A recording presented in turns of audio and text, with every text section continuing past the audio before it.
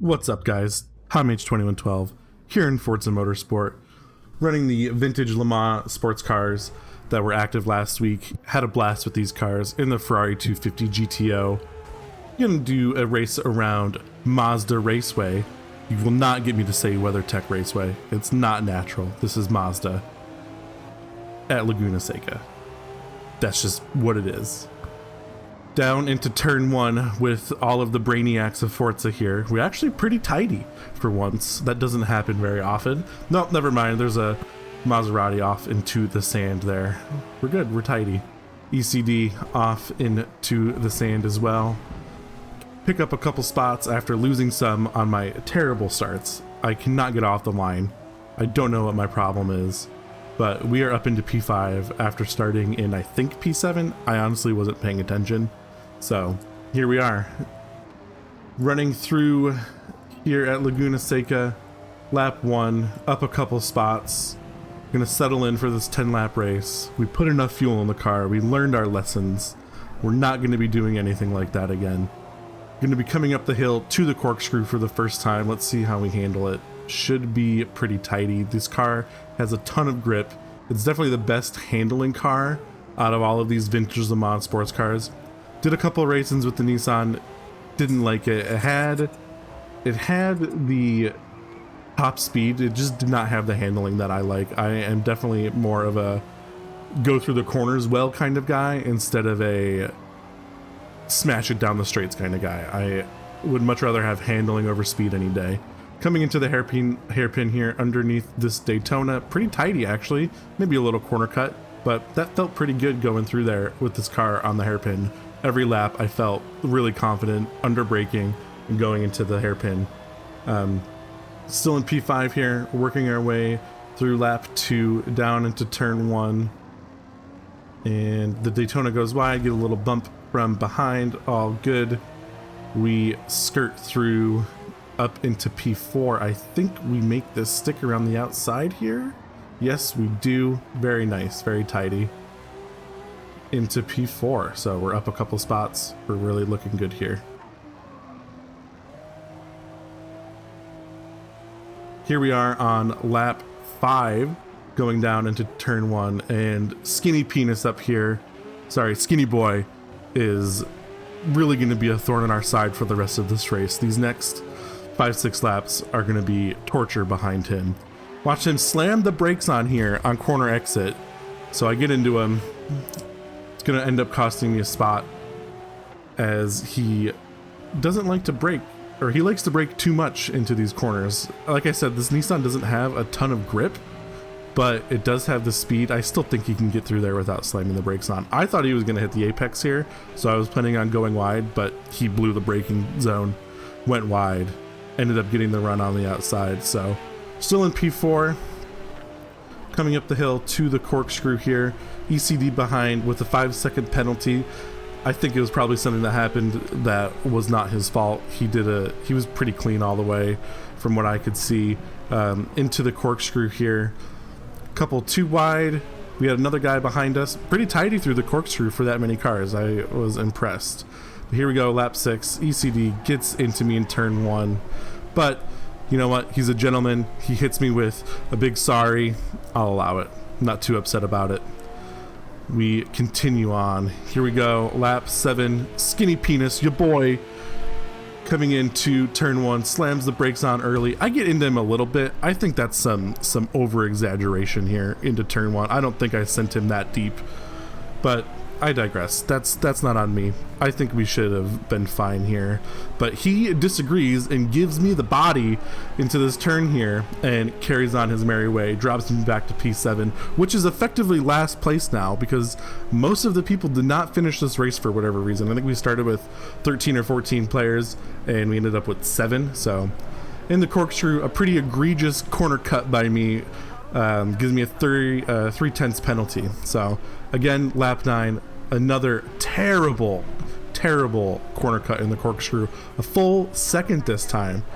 In P6, there's a lot of position swapping between us, but final corner in the hairpin here, your boy Skinny Penis doesn't get it right, comes across and hits me gives me another half-second penalty to just top off this wonderful race. So that was Laguna Seca. We are on to Le Mans in the damp with these vintage Le Mans sports cars. Should be an absolute blast with all of these Forza brainiacs. Again, live footage of me in the cockpit going through this opening section of Le Mans.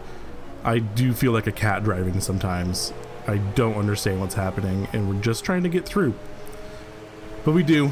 We drop a couple spots because, as usual, garbage off the line. And already we have some off-track exploration. It's Le Mans, it's Forza. What do you expect? So here we go. And it's always good when you see headlights facing you on the racetrack. That's absolutely normal. Some sort of avoidable contact happened. I don't know. We're just here trying to make it through his first lap. Hit the D-type, get smashed from behind by the Mercedes. Just get me on the straight. Let's just try and work our way to the straight. More headlights as the Maserati goes off. We're so close to the Mulsanne straight. Here we go. Last section. Look at this work of art. COD montage moment 360 by that D-type. Gorgeous. I loved it. Now, as we stated at Laguna Seca, this car doesn't have a ton of top speed, right? It's a handling car. The tune I have on it, which there weren't a lot of tuning options for this car, is really just tire pressure changes. You can't mess with the gears or anything during this spec event. So if you wanted speed, you had to find a car that had speed. The D-Type, the Daytona, the Aston, those had the top speed. This Ferrari definitely did not have it. So we're gonna make you sit through the next section of the Mulsanne straight to the second chicane. Nobody needs that kind of pain, right? So I'm sure I cut here for you guys to get to the end of the straight, right? There's a cut here, right? There's not a cut here. Well, let's just enjoy the stroll through the French countryside, right? It's beautiful. Vintage Le Mans sports cars at Le Mans. It can't get any better than this. Okay, here we go, into the braking zone. Don't worry, we're not gonna sit through a bunch of straightaways anymore throughout this race. I like to show a lot of the first lap during these, but man, at Le Mans, it's rough, especially when you're in a slow car getting passed by everybody. Into Indianapolis here. Pretty tidy. I love the way this car felt through the corners. It was just nice to drive. Even in these damp conditions, it was nice to drive. On our way, we're in the second half of the lap here. Still lap one. It's a slog. These cars are not all that quick. Into the final sector here at Le Mans on the first lap. Gonna make our way through. Really nice through that section, through those chicanes. I really like the way this kart felt through there. And here we go through this first section. This is where everybody loses their marbles in Forza at Le Mans. It's just apparently impossible to get the braking right through here. I don't need to brake this early, but I do. Still a little bit of a tap to this D-type in front of me. This banana D-type. But that's not too bad. That wasn't so bad. We only have this half-second penalty for the avoidable contact that happened on that first melee. I have no idea what even happened. That's all right. We are going to work our way back to the straight, and this Mercedes gets bogged down into the sand. That, I don't know if you could hear it work through the sand, but it was loud, and it sounded like it was bogged down, which was really cool. I like that kind of detail in this game. Onto the straight again. We're not going to sit through that to the chicane. Man, I am a corner cutting nightmare in these races. A second and a half? The French government are going to lock me up. Here we are in the Porsche curves on the second lap. Going through here really nicely. A lot of grip in this car. I can't not talk about the grip that this car had. I wish that I were racing on tracks where grip made more sense and you didn't need a ton of top speed, but I had fun. That's all that matters. This Mercedes here is running the line, and I think he's going to keep going wide. And here he goes wide. I'm going to try and get alongside him. I thought he was going to go into the pit lane. I almost forced him in there, and he almost smashes into me, but we're good. We got through there without any incident, which is very nice. Coming to complete lap 2, and lap 3 is a real snooze fest. So I think I get passed a couple times on the straight. What a surprise. Make our way through the final section here. Again, another terrible corner cut. Man, I am a menace on the track. Another 3/10 off, another corner cut. My gosh, run wide again, my guy. No penalty, got away with one there. Did make a pass into 8th. Let's see if we get to hold 8th place. We make our way really nicely through the final chicane. I think we pull just clear enough to keep into 8th. On to Lime Rock. This car should shine. We qualified in P3. I was really happy with the way this car felt around Lime Rock, but in all of my genius, I cannot get this start right. These standing starts are just awful for me. I don't know what it is. But here we go at Lime Rock, 16 laps. This is a long one, so buckle up. Through left-hander here, we just went to LeMans with beautiful corner names. Arnage, Indianapolis, the Porsche curves. And here we are at Lime Rock. Left-hander, right-hander, uphill, downhill, big bend. Very creative, Lime Rock. But this is a very fun track, and again, this car shines here. Little tap to the Aston here, coming through lap 1, going through the downhill. And I really, as this race progressed, felt more and more confident with the car through the downhill section. I stopped braking as much and just kind of letting the car coast. But here we go into Big Bend, not paying attention, racing the Aston, and off into the grass like a G. You know me. Going into the grass. That was awesome. Dropped a bunch of spots and probably ruined my race. So here we go again through the downhill section later on lap 2. White Angel in this Daytona here. Little tap. Gonna do the pass in the grass here. Do it for Dale. Keep your foot in it. Get a 3/10 penalty. That's what I get. That makes sense. That tracks, right? Yeah. Here we are, lap 4 in P8, working our way through uphill. Have a nice little battle going on with these two guys in front of me and him, a killer, behind. And we are gonna sneak our way down here through the downhill and try and gain some spots. And there's a gap, and it is... It's free real estate. It's free real estate.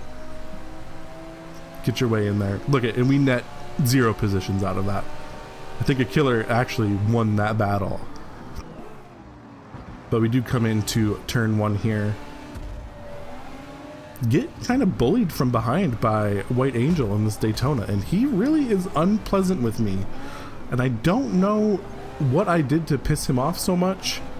I feel like I raced relatively clean, but I am just getting bullied through left-hander and right-hander here at Lime Rock by these guys. Maybe I was a little too much sticking my nose down there through the downhill, but I didn't think it was that bad. Lap 7, we are here still. We ran in no man's land for a long time at Lime Rock. Dion in the Porsche dips a tire into the grass, which is like ice around Lime Rock. You get one tire on there and you're going off. It's gonna happen. Lap 10, and I think, oh my gosh, another spot. Let's get up into P6. It's a ghost.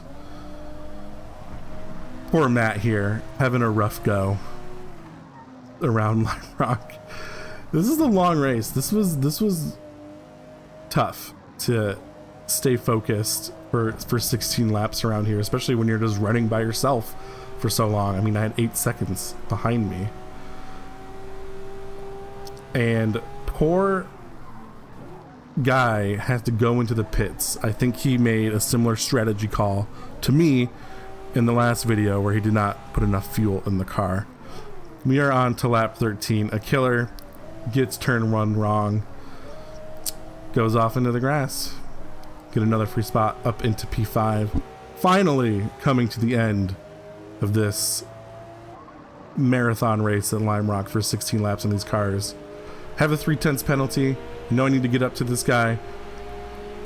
And look at us. We end up in P4. Beautiful work. Amazing. Recovered after all of that.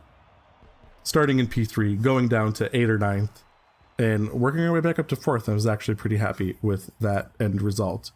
Now, I was going to end the video here, but I came back for some more pain the next day and got a couple of silly little clips. So let's roll those. Here we are at Maple Valley, and it is the wall counter.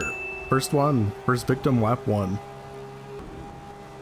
Lap 2, kind of a slow hit, but he comes across, hits me, and gives me a nice 2 1/4 second penalty. Well deserved. Number 3 and number 4. The first 4 laps, somebody smashed that wall. Now we're here at Mid-Ohio. I tried to run the Nissan during this race in practice. I didn't like it. Switched to the Ferrari right before. Thought, okay, we'll get through. And we get the 2-minute glitch. If you don't know what the 2-minute glitch is, basically,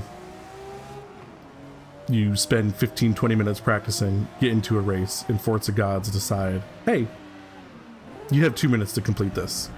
So, we try and gain as many spots as we can. Just fun at this point. But here we go, towards the end. I'm going to be very dirty and cut turn 1 over the pit lane. Race is over. Finished P11. Celebratory flip. That is going to do it for this one, guys. I really appreciate you watching. Had a ton of fun with these cars this week. Looking forward to this week's featured series, which is 70s Formula 1 cars. So that's going to be just a blast. If you guys enjoyed this video, click the buttons you're supposed to click. Really appreciate it. It means a lot. Thanks again for watching, and we will catch you next time.